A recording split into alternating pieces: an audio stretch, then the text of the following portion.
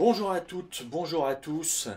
Vidéo à destination du public de seconde et vidéo consacrée au dernier extrait de la pièce de Yasmina Reza, Art. Voilà, édition pour nous, comme je vous l'avais demandé, édition Magnard, avec Fabrice Lucchini en couverture. Donc, quatrième extrait dans notre séquence théâtre. Quatrième passage, nous en sommes au dénouement de la pièce et j'ai décidé sur vos photocopies de faire démarrer ce passage à la ligne 1543 quand Serge s'adresse à Yvan et lui pose la question « Tu as sur toi tes fameux feutres ?» Tu as sur toi tes fameux feutres, ligne 543.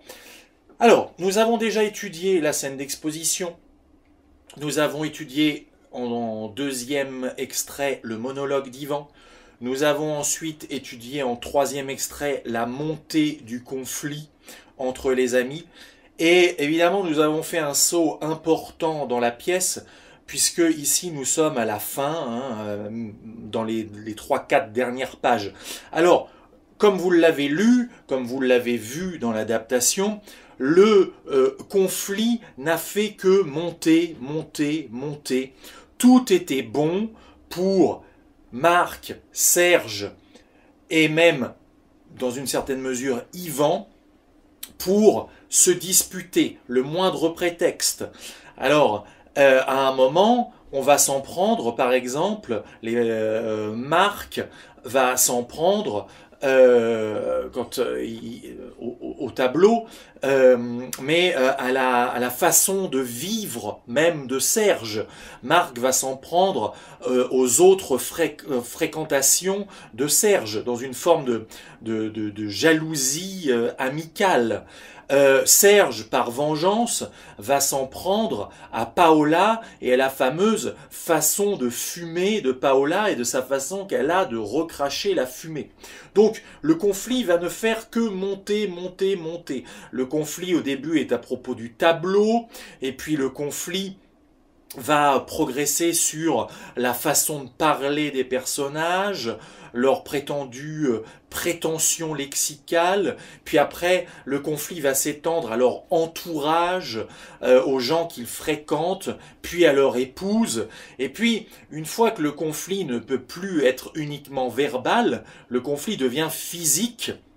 C'est-à-dire que Marc et Serge vont vouloir se battre, et c'est Yvan qui va, si je puis dire, ramasser, il va recevoir un coup de poing dans l'oreille, on va avoir évidemment du comique de geste, du comique de situation, et puis on en arrive à un moment où il y a on est dans un blocage, hein, d'une certaine manière, il ne peut plus rien se passer, et c'est Yvan qui, finalement, par les mots encore, va débloquer les choses en disant tes propos, je paraphrase, du genre « Mais pourquoi est-ce que l'on se voit si on se déteste ?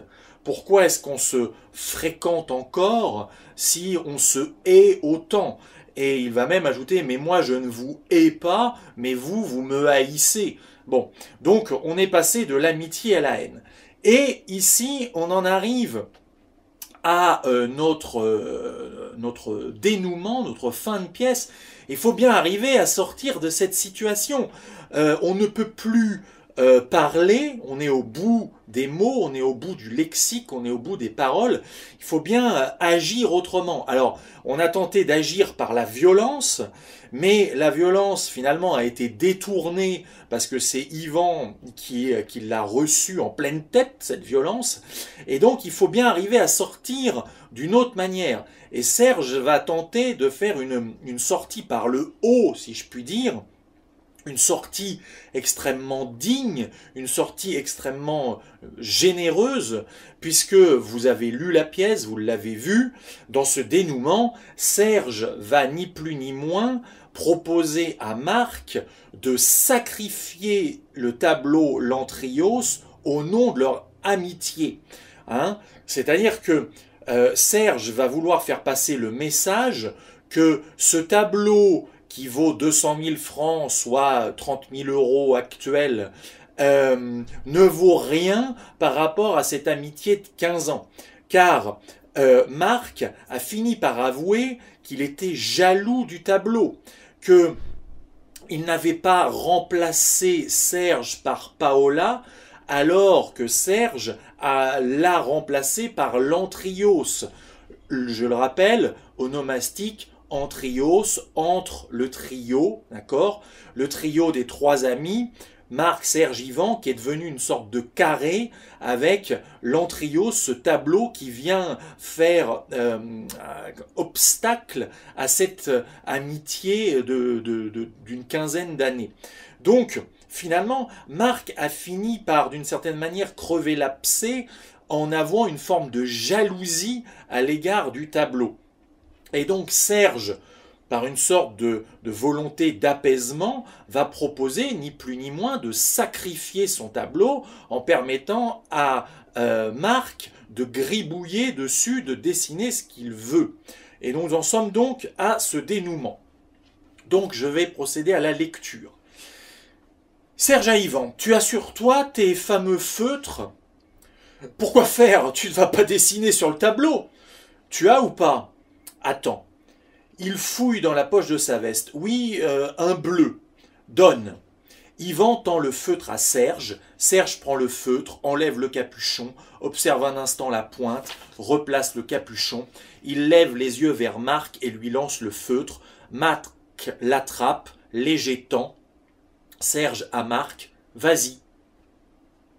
Vas-y. Marc s'approche du tableau. Il regarde Serge, puis il enlève le capuchon du feutre. Tu ne vas pas le faire. Marc regarde Serge. Allez, vous êtes fous alliés tous les deux. Marc se baisse pour être à la hauteur du tableau. Sous le regard horrifié d'Yvan, il suit avec le feutre un des liserés transversaux. Serge est impassible. Puis, avec application, Marc dessine sur cette pente un petit skieur avec un bonnet. Lorsqu'il a fini, il se redresse et contemple son œuvre. Serge reste de marbre. Yvan est pétrifié. Silence. Bon, j'ai faim. On va dîner. Marc esquisse un sourire. Il rebouche le capuchon et, dans un geste ludique, le jette à Yvan qui s'en saisit au vol. Et je vais arrêter là puisqu'il y a l'astérisque. Alors, ce qui saute aux yeux, véritablement, hein, là on peut dire aux yeux, quand on lit ce passage que je fais commencer à la ligne 543 et qui se termine à la ligne 578, c'est que le texte n'est pratiquement constitué que de didascalie. En fait, ici, il n'y a presque plus de paroles, elles tiennent en quelques répliques qui sont pour la plupart du temps extrêmement brèves.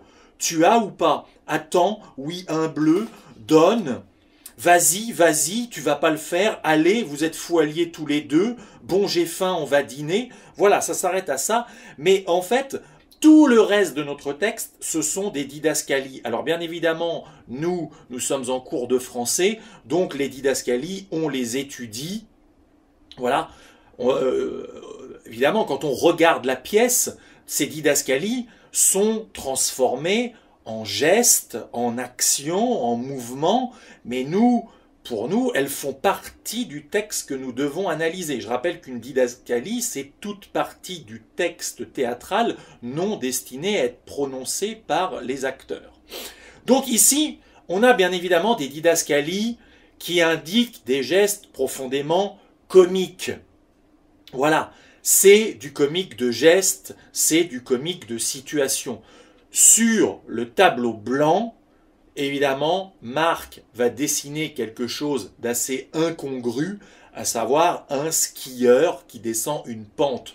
On vous donne une feuille blanche, qu'est-ce que vous allez dessiner? Je ne sais pas, vous allez dessiner un arbre, vous allez dessiner une voiture, vous allez dessiner une maison, vous allez dessiner un soleil, vous allez dessiner une personne.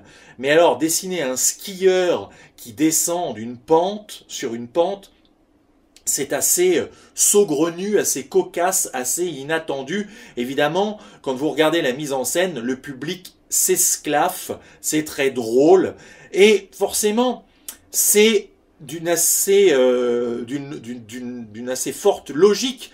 Le tableau est tout blanc, forcément, Marc fait une association d'idées. Le blanc, pour lui, c'est la neige, et pour lui, c'est le brouillard. Donc, c'est assez logique de dessiner une pente de montagne avec un skieur dessus. Il a déjà le support, il a la neige, il a le temps neigeux, le brouillard, tout y est. Il n'a plus qu'à descendre, à dessiner son skieur qui descend. Excusez-moi. Bon, donc, ce qui est très intéressant, c'est évidemment le comique de geste. Et puis, d'étudier les attitudes des trois personnages. C'est-à-dire que vous avez ici un Ivan qui est absolument stupéfait, qui ne comprend pas ce qui se passe. On nous dit, par exemple, à la ligne 1572, Ivan est pétrifié. Pétrifié, du latin petra, il ne bouge plus, hein, il est transformé en pierre, voilà, il n'ose plus remuer du tout. On a à l'opposé, on a un Serge qui lui est impassible. Il a pris une décision, c'est lui qui est moteur de l'action, c'est lui qui fait les choix, c'est lui qui décide, c'est lui qui fait la demande, d'accord? Tu as sur toi tes fameux feutres, tu as ou pas, donne, d'accord? Il est injonctif, il donne des ordres, donne, voilà. Et vous avez Marc qui, lui, ne parle pas. Lui, il est là aussi dans l'action, dans le geste. C'est lui qui agit le plus puisque c'est lui qui fait le dessin. Donc on a trois attitudes, j'allais dire relativement, mais non, pas relativement, qui sont même diamétralement opposées. C'est-à-dire que celui qui décide, c'est Serge. Voilà. C'est lui qui va débloquer l'action. C'est lui qui fait la demande du stylo. Celui qui agit le plus après, en termes de gestuel, de mouvement, c'est Marc. Et celui qui subit le plus l'action, c'est Ivan. Il est absolument estomaqué, stupéfait de ce qu'il est en train de voir. Voilà.